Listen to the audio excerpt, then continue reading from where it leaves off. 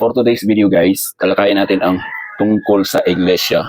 Ano ba ang iglesia? Ang iglesia ba ay simbahan o tao? Kung ang Biblia ang ating tatanungin, klaro po na sa mga teksto na ibibigay ng Biblia, ang iglesia doon ay hindi simbahan. Dahil alam naman natin mga kapatid, marami tayong naririnig sa Facebook na ganitong sasabihin na si Kristo daw ay nagtayo ng simbahan o ang simbahan nila ay itinayo daw ni Kristo. Yan ay isang maling termino mga kapatid, mga kaibigan, dahil ang iglesia ay hindi simbahan. Ang simbahan ay isang building, isang concrete building or light material building. Okay? Simbahan kung saan doon nagsasamba ang mga tao. Kaya naman, kung ang Biblia ang ating pasagutin, para naman makorek natin yung mga taong gumagamit ng salita na si Kristo daw ay nagtukod ng simbahan, ni minsan sa Biblia wala tayong makikita na si Kristo ay nagtayo ng simbahan. Okay? Pag simbahan, ibig sabihin yan ay building. Building kung saan nandun nag-gather ang mga tao. Now, ano ba ang iglesia or church sa Bible? Sa New Testament, makikita natin dyan sa Biblia na ang iglesia ay marunong kumain. Ang iglesia ay marunong bumati. Gawa chapter 20 verse 28, ang sabi diyan, pakainin ninyo ang iglesia ng Panginoon na binili niya ng kaniyang sariling dugo. So ibig sabihin, marunong kumain ang iglesia. Ang tumutukoy yan sa tao. Dahil hindi naman marunong kumain yung building. Di ba? Basic. At saka dyan sa Roma 16:16, mangagbatian kayo ng banal na halik.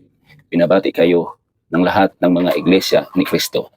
So ang iglesia dyan ay marunong bumati. Ibig sabihin, marunong magsalita, bumati. Ang isang building ay hindi po marunong bumati.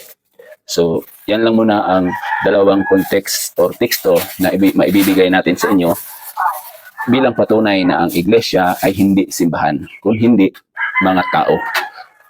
Mali po kung gagamit tayo ng termino na ang simbahan ay itinayo ni Kristo dahil walang building na tinatayo si Kristo dito sa lupa. Ang itinayo ni Kristo ay iglesia o mga tao, group of people, mga tinawag, mga saints, mga tao na marunong makinig at saka bumati. So hindi simbahan or hindi building. Dahil pag ang building, ang tawag diyan ay chapel.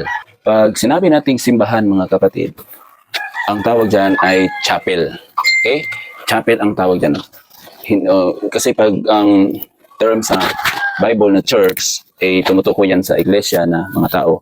Pag building po ay tumutukoy yan, mas mabuting tawagin nating chapel or Christian place of prayer or worship. Kung saan nandun nag-gather yung mga Christian para mag-pray, mag-worship. Yan ang tinatawag na chapel. Yan ang simbahan.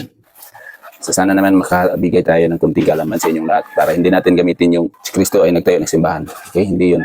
Si Kristo ay nagtatag ng iglesia. Iglesia, group of people ang itinatag niya, hindi building. Maraming salamat.